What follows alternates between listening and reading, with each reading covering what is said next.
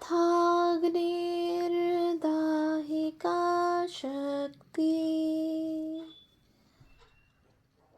रामकृष्णे स्थिता हिया सर्वविद्यास्वरूपां तां शारदां प्रणमाम्यहम्।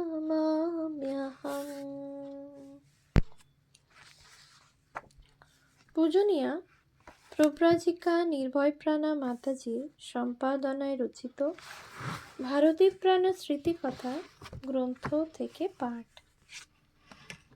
পৃষ্ঠা সংখ্যা 195। সৎ প্রসঙ্গ।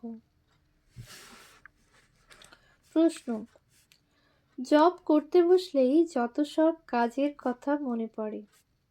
সারাদিন কার সঙ্গে কি কথা হয়েছে সব চিন্তা মনের মধ্যে ভিড় করতে থাকে, আর মনটা খারাপ হয়ে যায়। মা: তা জব করতে বসলেই তো ওইগুলো আসবে। যত মন স্থির হবে তত ভেতরকার জিনিস ঠেলে উঠবে। আমাদেরও ওঠে। কালীবাড়িতে যে পুজো পাঠানো হয় সে দক্ষিণার পয়সা রোজ ওপর থেকে নিয়ে নামি। তা অন্য সময় কিছুতেই মনে থাকবে না।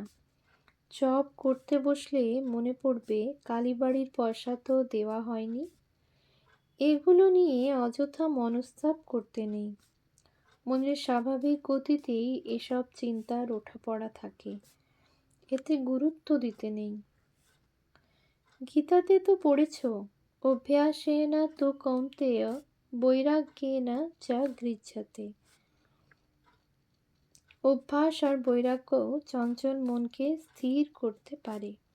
মন চঞ্চল হোক, বিরক্তি আসুক, যা কিছু বাধা আসুক না কেন, জপ করতে ছাড়বে না।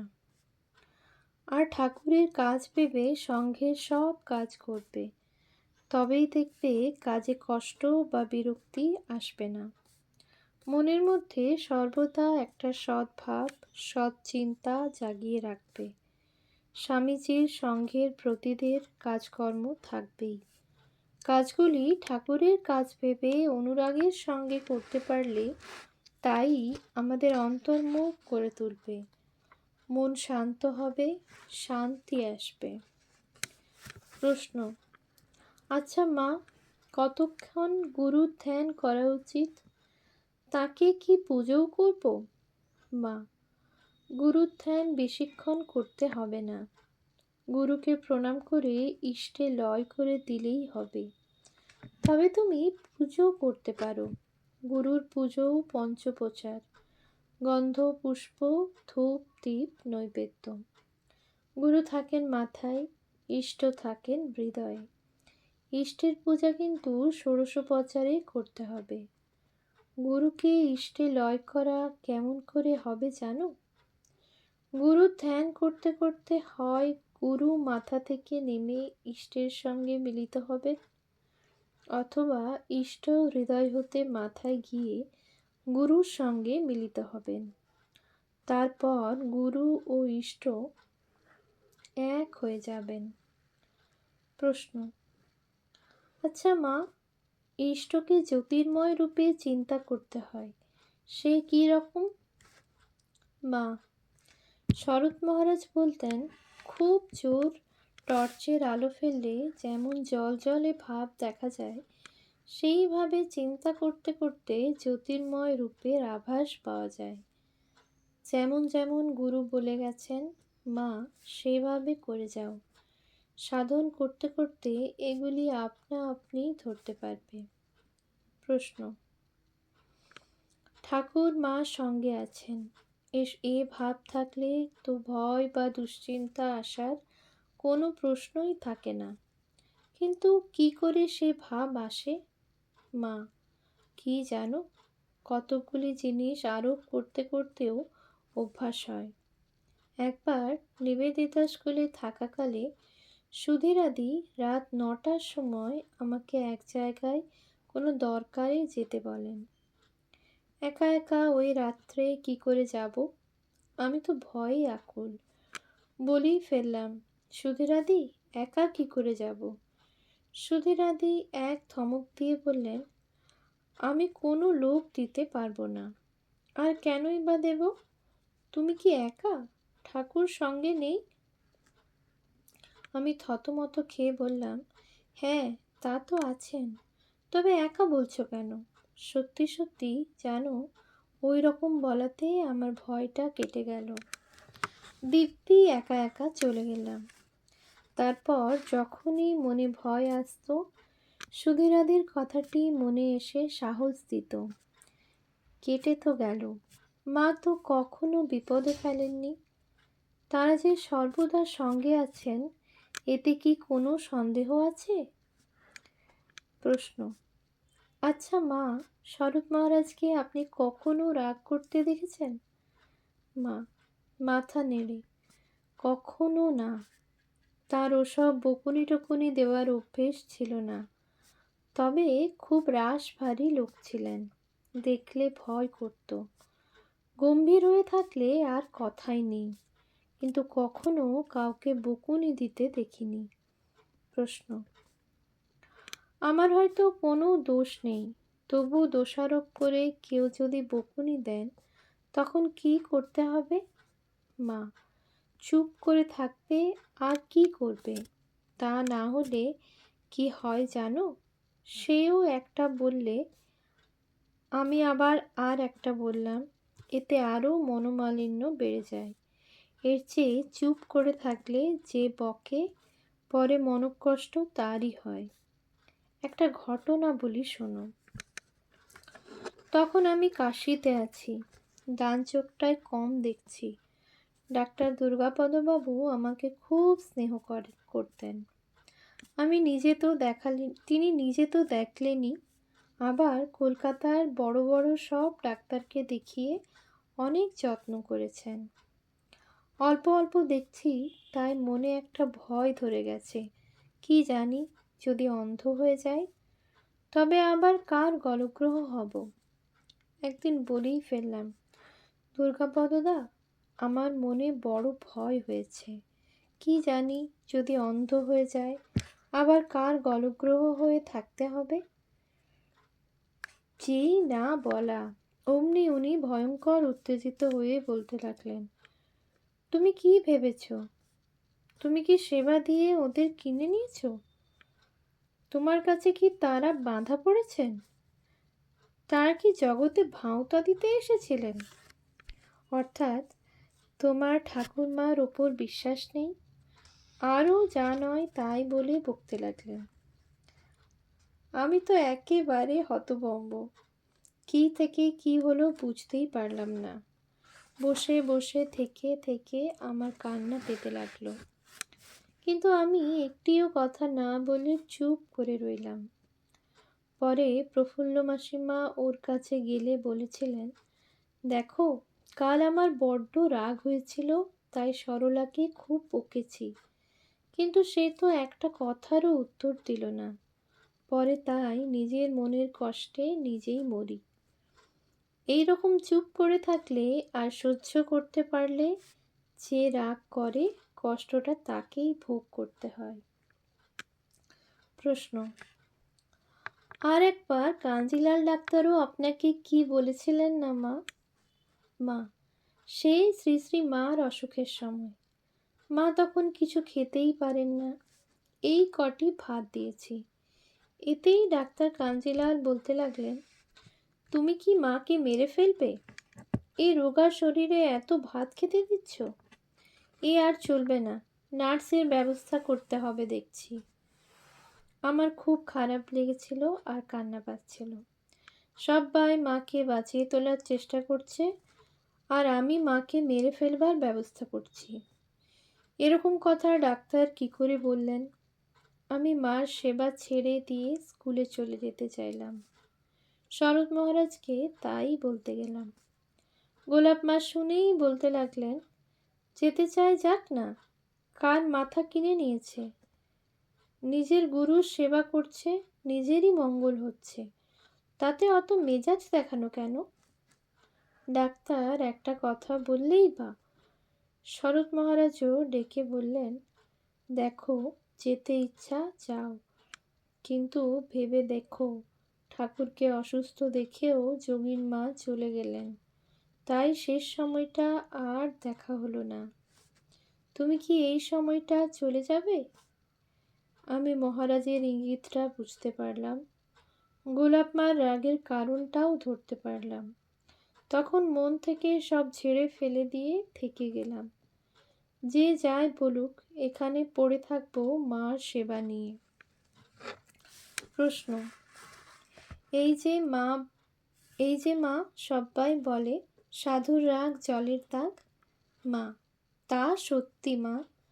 একবার আমি মাকে খুব দেখেছিলাম।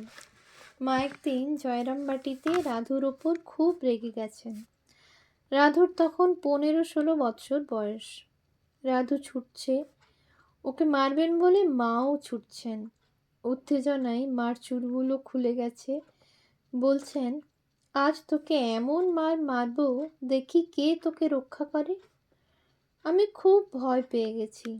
ভাবছি আজ না জানি কি কাণ্ড হয়। তারপর তো রাধুকে ধরেছেন। রাধু খুব হাসছে। মা তখন কি করলেন জানো? আমাদের গায়ে হাত দিয়ে দেখিয়ে এই এমনি করে আস্তে পিঠে একটা চড় মারলেন। সে একেবারে খুবই আস্তে, পিঠে হাত বুলোবার মতো। তাই তো এত রাগ দেখলাম, নিমেষের মধ্যে তা জল হয়ে গেল। আমি আর থাকতে না পেরে মাকে বলেই ফেললাম, আচ্ছা মা, এ আপনি কি করলেন? এত রেগে গিয়ে শেষে এই রকম হলো? মাও তখন হাসছেন, বললেন, ওই হয়েছে, আর মারলে কি রক্ষে আছে মা? ওদের রাগ ওই পর্যন্তই। প্রশ্ন, হরি মহারাজকে আপনি কেমন দেখেছিলেন মা? মা, হরি মহারাজ খুব সুপুরুষ ছিলেন। যেমনি লম্বা চওড়া, তেমনি গায়ের রং। চমৎকার দেখতে ছিলেন। এক বাবুরাম মহারাজ আর খোকা মহারাজ ছাড়া ঠাকুরের সব ছেলেরাই লম্বায় চওড়ায় খুব দশাসই চেহারা ছিলেন। আমি তখন কাশীতে, মা জয়রামবাটি থেকে আমাকে যেতে লিখেছেন। আমার যাওয়া ঠিক হয়ে গেছে। এখন যেখানে সেবাশ্রমে অম্বিকা ধাম, সেখানে হরি মহারাজ থাকতেন। আমি যাবার আগে প্রণাম করতে গেছি। বললাম, মহারাজ, আমি মার কাছে জয়রামবাটি যাচ্ছি। অমনি বলে উঠলেন, জয়রামবাটি যাচ্ছ? জয়রামবাটি যাচ্ছ? তারপর গলায় বেশ জোর দিয়ে বললেন, জীবের কল্যাণের জন্য এবার এক মহাশক্তি এসেছেন। তোমার কি ভাগ্য, স্বয়ং ব্রহ্মময়ী তোমাকে ডেকেছেন। তার কাছে যাচ্ছ, খুব ভালো কথা।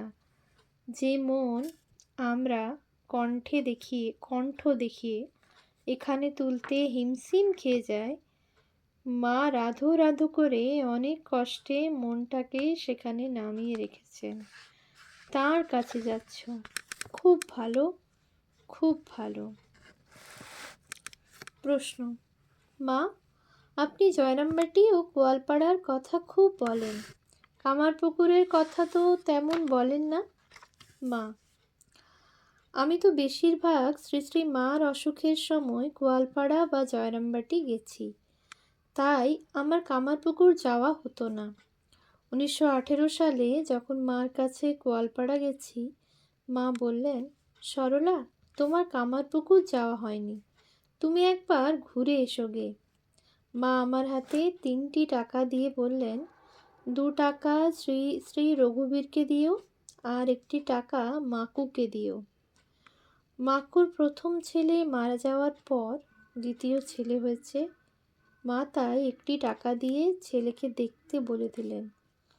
মাকু তখন জয়রামবাটিতে ছিল। শিবুদাদা সস্ত্রীক কামারপুকুর ছিলেন। আমি জয়রামবাটি হয়ে কামারপুকুর গেলাম। সেই আমার প্রথম দর্শন। প্রশ্ন, আপনার কোনো দিন মন খারাপ হতো না মা? এই কামারপুকুর মহাতীর্থ এত কাছে, আর আপনার কখনো যাওয়া হলো না। আমাদের কিন্তু মন খারাপ হয়ে যেত। মা, মার কাছে ছিলাম তো, অন্য কিছু চাওয়া পাওয়ার কথা মনে হতো না। তোমাদেরও মা প্রয়োজন মতো ঠাকুর সব করিয়ে নেবেন। এখানে এসেছো যখন সব হবে। সদা সর্বদা তার স্মরণ মনন করবে, অন্য চিন্তাতে মন চঞ্চল করবে না। একটি নবাগতা মেয়ে কথায় কথায় বলছিল, এতদিন হয়ে গেল মা, সেরকম অনুরাগ ভালোবাসা হয় না কেন? চেষ্টা করে বুঝেও সব ভুল হয়ে যায়। মা একটু জোর দিয়ে বললেন, তুমি তো আজ দুদিন এসেছো, এক্ষুনি কি তার সব কিছু বুঝে ফেলবে? তাকে ভালোবাসতে হবে, তাকে ডাকার মতো ডাকতে হবে, তাকে প্রার্থনা করতে হবে তিনি যেন কৃপা করে তার প্রতি ভালোবাসা এনে দেন। এ সবই তো সাধন সাপেক্ষ। প্রাণ ভরে করে যাও, সময়ে হবে। বেলা ব্যানার্জি নামে একজন ভক্ত মহিলা একদিন কিছু উপদেশ চাওয়াতে মা বলেছিলেন, মঠে যখন আসবে যাতে মনে অহংকার না আসে সেরকম সাধারণ পোশাক পরে আসবে। তোমরা সংসারে আছো, মঠে এসে আর সংসারের কথা আলাপ করবে না। বাড়িতে পূজার্চনার কাজ নিষ্ঠার সঙ্গে করবে। সংসারের কাজ বেশি করতে হলে রাগ করবে না। রাগ করে কাজ করলে নিজের ক্ষতি হয়। শ্রী শ্রী মার চিন্তা করবে। এখানে তো তোমরা সৎ শিক্ষা আর উপদেশ শোনার জন্যই আসো। মঠের সঙ্গে এই যোগাযোগ সর্বদা রাখবে আর সব সময় শ্রী শ্রী মার স্মরণ মনন করবে। মার উপদেশ যখন যেমন তখন তেমন, সেভাবে থাকার অভ্যেস করবে। শ্রী শ্রী ঠাকুর, শ্রী শ্রী মা ও স্বামীজির জন্মদিনে মঠে অবশ্যই আসবে। গুরু পূর্ণিমাতে ও উল্টো রথের দিনও আসবে। শ্রী শ্রী মা তোমাদের সব সময় দেখছেন, তোমাদের মঙ্গল করছেন এবং করবেন। গৃহীদের উপদেশ দেবার সময় গৃহস্থ আশ্রমের কর্তব্য এবং সঙ্গে সঙ্গে সারদা মঠের সান্নিধ্য তাদের কিভাবে সাহায্য করতে পারে এর একটা সুন্দর সুস্পষ্ট ইঙ্গিত মার সহজ সরল কথাগুলির মধ্যে লক্ষ্য করে আমাদের খুব ভালো লেগেছিল।